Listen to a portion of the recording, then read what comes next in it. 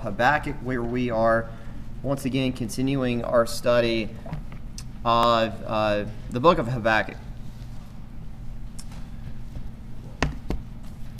And this morning we're kind of finishing up chapter 2, which we looked at two different sections of this, and we're finishing up that second section, which practically focuses on God giving to Habakkuk his explanation about why he will choose to use Babylon as the means of bringing judgment onto the people of Judah. And so we're going to finish that out looking at Habakkuk chapter 2, verses 15 through 20. All right, so begin to remind ourselves, God is continuing his explanation for why Babylon will be used to administer judgment against God's people. That was a problem that we know that Habakkuk had in chapter 1, especially at the end. He didn't understand it. And the last time that we talked about Habakkuk actually speaking in this book, he basically said, God, I'll hear your explanation, and I am prepared to argue with you about why you shouldn't use Babylon. Well, next week we'll see in chapter 3 that Habakkuk has a very different change of tune when it comes to what God has said. Again, God continues to explain why Babylon will be used to administer judgment. It's never a good thing to face the wrath of God, which is what's going to be brought out in this lesson this morning. Sometimes it's not great to face my wrath. And this past Friday night, the public address announcer at the Hamilton football game about faced my wrath. Because one of the things that the band does at Hamilton is that they let you pay to give what are called shout-outs to players, cheerleaders, the band members at the football games. And so I paid for one of those shout-outs to give to my students that are in my AP Gov and Econ class. And there's like a sheet of paper that you fill out, and you put who's it to, who's it from, and your message or whatever. And the public address announcer reads mine out, and he said, to AP Gov and Econ, congrats on a great year. Go Vols, from Miss Cox. And when I tell you I was pretty embarrassed, because I was sitting there thinking there's no way in my mind that I wrote down Miss Cox on that instead of Mr. Cox. So anyway, I about went up there and paid for another one just so that he would say Mr. Cox. But I chose not to do that. Anyway, it was students got a good laugh out of that. But not a great thing to face somebody's wrath. Well, Babylon will face that. And the ultimate point that we see at the end of Habakkuk chapter 2, which is probably the second most well-known verse in the book of Habakkuk, will be the reminder to the prophet that at the end of the day, God is still in control, even if Babylon will carry out the things that God has already said that they will do in terms of how they will administer judgment. So in verses 15 through 20, we can really break this down into two major points, and that's what we're going to do today. And the first major point that we'll look at is the concept of those without shame, or the shameless, being defamed. The shameless defamed. Anytime we think about that word defamed, we think about somebody who has been stripped of their who's been stripped of why they are made famous. They've been remembered, or at least they are remembered no more in that sense. And that's going to sort of sum up what's going to happen to Babylon from the perspective of God. And he really is going to not just talk about the nation, but from what we gather, perhaps talking about the king in particular in verses 15 through 17. So let's go ahead and read that. Habakkuk chapter 2, beginning in verse 15. Woe to him who gives drink to his neighbor, pressing him to your bottle, even to make him drunk, that you may look on his nakedness. You are filled with shame instead of glory. You also drink, and be exposed as uncircumcised. The cup of the Lord's right hand will be turned against you, and utter shame will be on your glory. For the violence done to Lebanon will cover you, and the plunder of beasts which made them afraid, because of men's blood, and the violence of the land and the city, and of all who dwell in it. All right, so what's the motive here behind Babylon being stripped of its fame?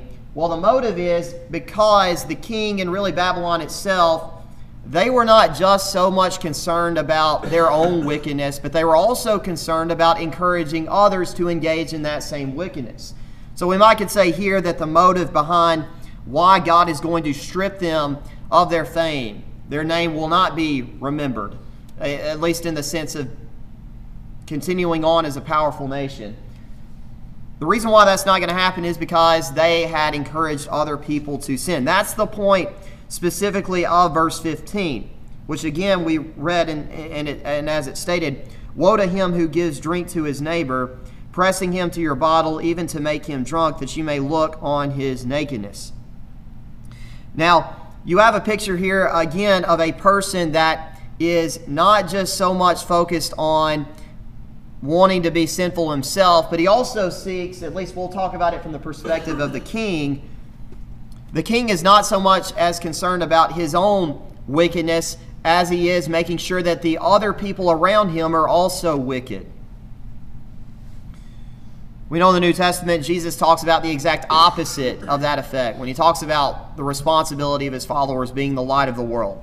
They're supposed to have a positive impact on other people. They're not supposed to encourage other people to sin. Well, in this case, the king is actually not just sinning himself, but he's also getting other people to sin. Hence why in verse 15, the focus is on giving, or at least making his neighbor drunk. And the indication there is that the king would enjoy in that. You might recall that in Romans chapter 1 and verse 32 that Paul talked about a list of sins, and he ultimately summed it up by saying it's not just those who commit those sins, but also those who take pleasure in those sins that will face the wrath of God. Romans chapter 1 and verse 32. And that verse really ties in here because King of Babylon not only enjoyed these sins, but he also enjoyed others taking pleasure in them. And so he will then face the judgment of God. And as we see in verse 15, we kind of have a picture here of a reference to past events in Israel's history. The king has the opportunity in this situation to become more depraved. We might think about this from the idea of the king taking this situation as an opportunity for him to, in a way, we might say, become even more sinful. Now, we notice verse 15. If we're very familiar with the history of the Old Testament, verse 15 should kind of sound familiar to us when we look back to the book of Genesis in particular. For a moment, look back to Genesis chapter 9, and then we'll also look at Genesis chapter 19.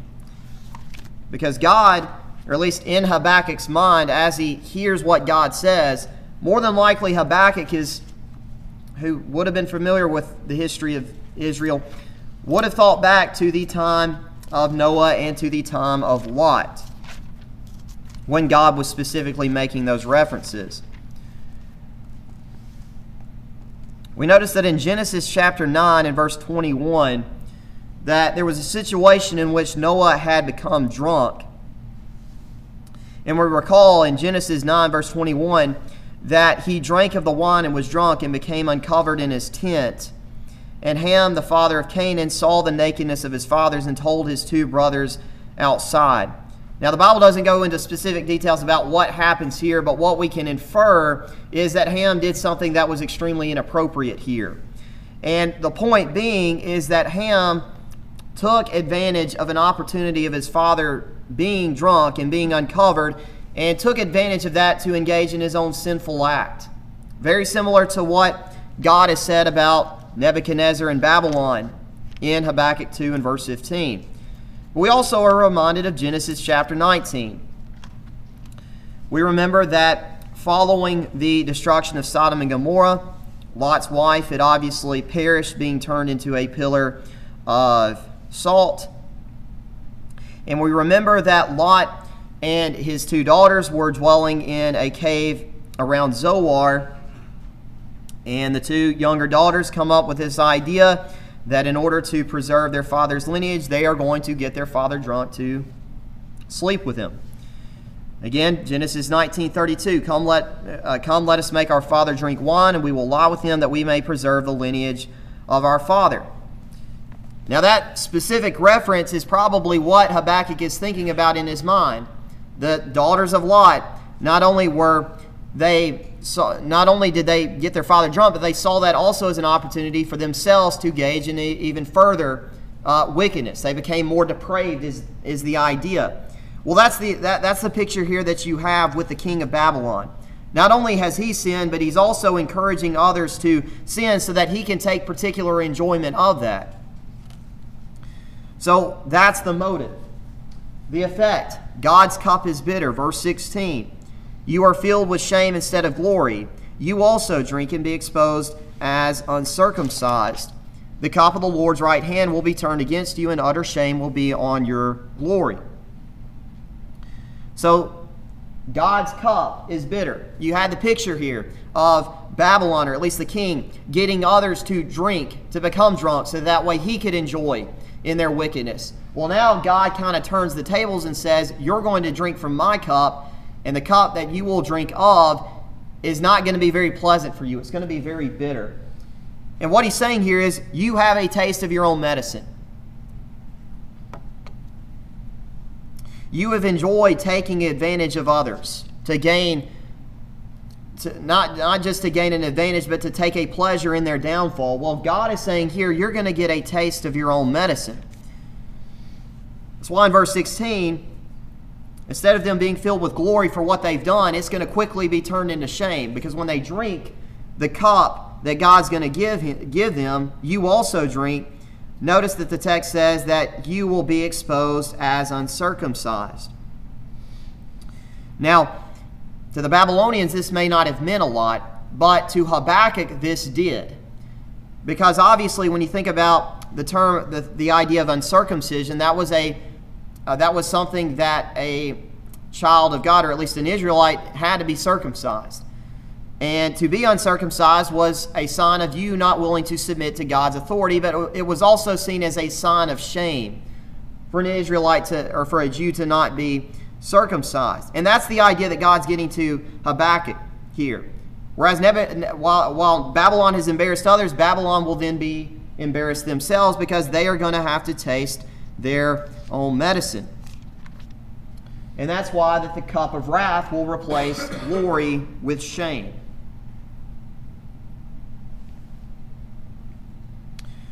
The cup of wrath will replace glory with shame. Babylon, it's going to come time for you to drink the cup that God has set for you from his right hand. And utter shame will be on your glory. I know this may seem kind of crude in a way, but the visual representation here is that you have a picture of a person who's gone out, who's lived it up, who's gotten really drunk, and at the end of the whole process, they wind up throwing up on themselves, and they're covered with their own, vomit. That's the idea of being covered with your own shame that the author is getting at here, right? Nobody wants to be in that situation. You might recall that when we talked about the book of Revelation, that the writer, that God perhaps used some of this imagery from Habakkuk to talk about Babylon as a reference to Rome in Revelation chapter 14, for instance, where God specifically said that Babylon made the nations drink in her iniquity, the idea of drinking from her cup. But then in Revelation chapter 17 and verse 4, God turns that around and points out that Babylon, who made others to sin, is going to drink from the cup of the wrath of God. You have the same idea. Now, maybe an example that's more relevant to us, we think about the words of Jesus, drinking the cup of the wrath of God. I want to notice two passages real quick. Both of them are found in the book of Matthew. Notice for a moment Matthew chapter 20 and verse 22.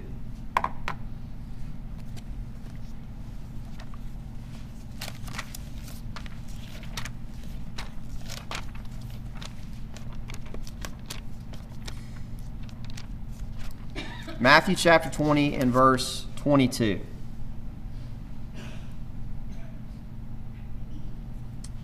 Now here Jesus is talking about the kingdom, and in verse 22, what he's referencing here is perhaps his death, or it is his death that he's recognizing here. Notice what Jesus said in Matthew chapter 20 and verse 22, where and in the context here, James and John have come, requesting for the specific right and left hand in Jesus' kingdom. But Jesus says in Matthew 20 verse 22, "You do not know what you ask. Are you able to drink the cup that I am about to drink, and be baptized with the baptism that I am baptized with?" They said to him, "We are able." Well, we know, of course, that James and John don't know really what Jesus is talking about here. The reference that Jesus is making here, "You will indeed drink my cup," is a reference to the fact that Jesus will suffer and die on the cross. Because we can think about it in this way. We know that Jesus died for mankind's sins. Well, instead of us drinking from the cup of the wrath of God as punishment for our sins, Jesus drank from that cup himself so that we would not have to do that. Notice what Jesus would say in Matthew 26 and verse 42.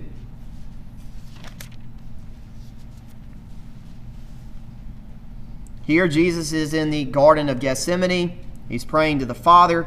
And in verse 42, it says that a second time he went away and prayed, saying, "O my Father, if this cup cannot pass away from me unless I drink it, your will be done." What he's praying there is, again, the human side of Jesus, recognizing that going to suffer on the cross of Calvary for man's sins will not be easy for him physically. That's the reason why you have the picture here of drinking from the cup. Jesus is talking about, if I go and die on the cross for man's sins, I'm going to have to drink from the cup of the wrath of God, something that I do not want to do. But the problem, and what we recognize here, is that Jesus was willing to do that for us. And so we did not have to drink from the wrath of God because Jesus was the sacrifice for us. Babylon, it will not be the same case. And the other effect of this is that the tree shall fall on you. Notice what was said again in verse 17. "For the violence done to Lebanon will cover you, and the plunder of beasts which made them afraid, because of men's blood, and the violence of the land and the city and of all who dwell in it." So the writer, or at least God, in talking to Habakkuk, references back to the beauty of a region called Lebanon. And if you're familiar with the Old Testament, you know that the region of Lebanon was known for its magnificent trees. In Deuteronomy chapter 3, I believe, Moses talked about longing to see the promised land, and he made reference to a specific plot of land that he called a good land, and that was a reference to the cedars of Lebanon, which were very prominent. In 2 Kings chapter 19, verse 23, "In the days of Hezekiah, God had this to say to the king of Assyria. He said, By your messengers you have reproached the Lord, and said, By the multitude of my chariots I have come up to the height of the mountains, to the limits of Lebanon. I will cut down its tall cedars and its choice cypress trees, and I will enter the extremity of its borders to its fruitful forest." And God, in that particular situation, kind of was condemning the Assyrians for wiping out the cedars of Lebanon, which the psalmist in Psalm 104 said that God had specifically planted himself. And so the picture here is that the Babylonians, who have come down and, in a metaphorical sense, cut down all the trees of Lebanon, the idea is as soon as you are cutting down those trees, one of those trees is going to fall right on top of you and kill you through your own destruction. And it also points to us, and God points out here, another reason why the shameless are defamed is because of the fact that when one enjoys pain, that will make one's punishment much more severe. The plunder of beasts which made them afraid. And here you have the picture of an army killing animals for the sake of killing animals, not doing it for the purposes of feeding the army or for any other maybe environmental reason. You have the picture of an army that is killing without any type of reason other than the fact that they just enjoy killing. You might recall at the end of the book of Jonah that Jonah was upset that the Assyrians repented. And remember that God kind of rebuked Jonah for that. And he pointed out not only were there a whole lot of people there in Assyria, but he also pointed out the cattle and things like that. But his point was, you got to have some type of compassion for people that are not like you. Right? That's what separates a follower of God from the world.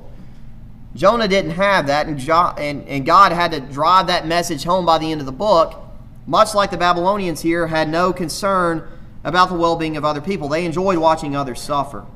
And so they will likewise then be defamed. Now the other part is the idolatrous being rendered as powerless. That's verses 18 through 20. So notice that their weakness is manifested. And here, God, as he did in the book of Isaiah, points out the absurdity of idolatry. He said, "What profit is the image that its maker should carve it? The molded image, a teacher of lies, that the maker of its mold should trust in it, to make mute idols. Woe to him who says to wood, awake, to silent stone, arise, it shall teach. Behold, it is overlaid with gold and silver, yet in it there is no breath at all. But the Lord is in his holy temple, let all the earth keep silence before him." So first of all, their weakness is made known. Now obviously God is pointing out here, it doesn't make a whole lot of sense to expect some type of wooden or stone idol to suddenly come save you, when the only reason why that idol is in existence is because you put it there. Now to us that may seem kind of ridiculous to think about them doing this, but in some ways we kind of can do this ourselves. You know, if we think that money is the end-all be-all in terms of preserving our family or preserving our livelihood, we put all our trust in money, we're not all that different than the people that God is talking about here. After all, if I hold up a dollar bill in front of you, who made the dollar bill? We did, right? Or at least the Federal Reserve System, I guess, did. Our government did that, right? But people had to make that dollar, right? So me turning around and trying to trust in money, expecting that to end all of my problems in life, well, there I'm turning to an idol that man has made. It's not really going to do a whole lot for me. It might help, but it's not going to do a whole lot for me. It's the same idea. Again, what profit is the image that its maker should carve it? The molded image, a teacher of lies, that the maker of its mold should trust in it, to make mute idols. It will do nothing for you, is what God is trying to tell Habakkuk. Now remember that Habakkuk in chapter 1 said that if you use Babylon to accomplish your goals, they're going to give the praise to their idols. And that's going to hurt. At least that's going to make you look a lot powerless. Well, God is directly rebuking that here. So verses 18 through 20 is a direct response to Habakkuk's concern about the Babylonians giving praise to their idols. They may try to do it, but at the end of the day, it's not going to be of any effect at all. It's not going to work. Because, of course, those idols, when the Babylonians turn to them when they're in trouble, they're not going to help them out. So notice that he uses in verse 19 specifically the tree and the stone, or as the New King James has it, the wood. When you think about the term tree in the Old Testament, a lot of times a tree is makes reference to a source of life. And I guess most notably we think about in the Garden of Eden, not just the tree of knowledge of good and evil, but also we think about the tree of life, which according to the book of Revelation now resides in heaven. We think about a tree, we think about the idea of life. I know when we think about when springtime comes around, and one of the ways in which we know that in a lot of ways we say that the earth is being reborn is because we see that the leaves on trees start to come out. The flowers start to blossom on certain types of trees. Well, of course, in the Old Testament we know that the tree represented a source of life. It provided food, it provided shade, and it obviously provided eternal life. Well, in this particular case, the Babylonians who turned to their perhaps idols made out of tree, They go and they tell the idols to wake up, and they're not going to wake up. Here we might think about the example of Elijah with the prophets of Baal on Mount Carmel. Remember that Elijah kind of taunted the prophets of Baal and said, you need to cry louder, you need to cut yourself even more because your idols can't hear you. They're asleep. We know, of course, that didn't work for the prophets of Baal. You think about the stone, you think about the source of stability. Again, cities were built on great hills. They were surrounded in part by hills that a lot of times were very, that were kind of laid on a very solid stone foundation. We know that in the Old Testament, the psalmist, as we have seen, refers to God a lot as the rock of Israel because he's a source of stability. Well, the people of Babylon, they're going to turn to their gods as their source of stability. Arise, it shall teach. Yet, as he says, there is no breath in it at all, even though it's overlaid with gold and silver. Now, we think about that. We think about what Brother Wayne brought out in the Bible class lesson this morning, right, where the man sitting there at the gate beautiful requested of Peter and John, give me money or give me gold and silver. And we know, of course, that Peter and John gave him something a lot better through the power of God. He healed them, or he healed him. And that's because that the power of God in that situation was a lot more valuable than gold and silver. Same idea that God is trying to get across to Habakkuk. Yes, they may have false idols. They may turn to them, but no matter their wealth, there's no breath in them. They are worthless. So the ultimate point is that the Lord is on top. And that leads us to verse 20, where God gives his final point to Habakkuk that the Lord is in his holy temple. Let all the earth keep silence before him. We've talked about what the word holy means. The word holy means consecrated or set apart. There is nothing like it. And that is a direct response of God telling Habakkuk that I am in my holy temple. My abode, myself, is far different than the gods that the Babylonians serve. I am a much better alternative to put your trust in rather than the Babylonians who are going to put their trust in the things that they made for themselves. I reside in my holy temple. Let all the earth keep silence before him. There is no one more powerful than God. And so, as a result, that final sentence, let all the earth keep silence before him, is a reminder to us, and a reminder to Habakkuk, that I am in control. Don't worry. Don't complain. I know what I'm doing. Let all the earth keep silence before him. I know, Habakkuk, you're upset, but I've explained to you what I'm going to do. Now you need to keep silent in the sense of don't complain. Just carry out and trust what I'm going to do. It's also a message to the Babylonians as well.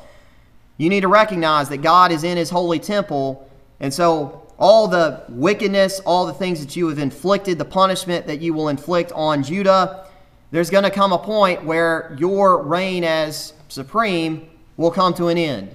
You will be rendered as silent before God and having to respect his position. Now, the final concluding point for us, why does this matter? Well, verses 15 and 20 remind us that our anxieties can be extinguished by reminding ourselves that God is all-powerful. We can worry about a lot of things in life, whether that's maybe related to this case, people that treat us unfairly, that get away with it, we feel like they don't get what they deserve, whether that's health problems that we face in life, whether that's economic problems, a loss of job, we deal with death in the family. The whole point that God is driving home to Habakkuk is, look, your anxieties can go away because God resides in his holy temple and he is all-powerful. Now, we know, of course, that the implication of that is not that physically everything will go right for us in life. That is not what we should take away from this. But when it comes to our spiritual lives, we have to remind ourselves that God is completely in control, so that even if physically we do have problems, if we're doing what we should be spiritually, we don't have any question, we don't have any anxiety about what's going to happen to us after death, because God resides in his holy temple. Of course, we cannot enjoy that blessing if we have never obeyed the gospel ourselves. The Bible is very clear. I have to hear the word of God. I have to believe in Jesus. I have to repent of my sins. I have to confess Christ, and I have to be baptized for the remission of my sins in order to be obedient to God. Sometimes in life we let our anxieties keep us from putting our faith in God like we should. And sometimes that may lead us into sin, where we need to have prayers for the forgiveness of sins. Sometimes, though, that may lead us to recognizing that we just need prayers to encourage us to keep putting our trust in God, maybe more than we have been. But this morning, if you have any need, won't you come while we stand and while we sing?